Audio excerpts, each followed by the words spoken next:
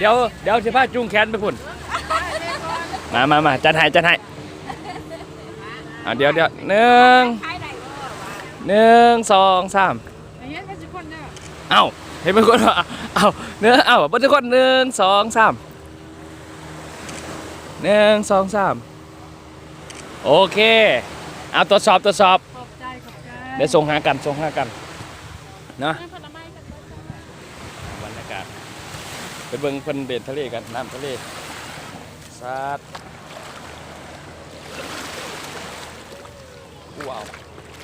เดือดทะเลเดี๋ยวตอนประมาณเย็นบ่ายๆจะหน่อยกับจะพากันไปมาซิมน้ำทะเลกันไปเบิ่งต่างประเทศสุดยอดเลยทีเดียวเต็มเดือนนี่เดี๋ยวตอนจะพากันเล่นบานาน่าโบ๊ทกับกินขี่เจ็ตสกีแต่ว่าประมาณ2 บ่ายไปแหละตอนนี้ยังไม่ทันไหนนั่นเลยนี่กระดาษเขาอยู่ตรงนี้เอาช็อตเด็ดประมาณ2 นาทีพอก็ต้องไลฟ์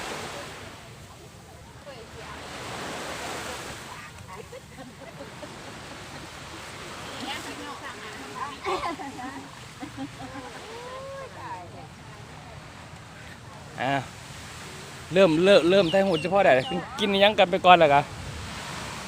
จะไปเล่นทะเลกับเล่นแล้วจังมาไทยหูให้เขาจะแบบอารมณ์เล่นได้ก่อนอารมณ์เล่นบ่ทันมี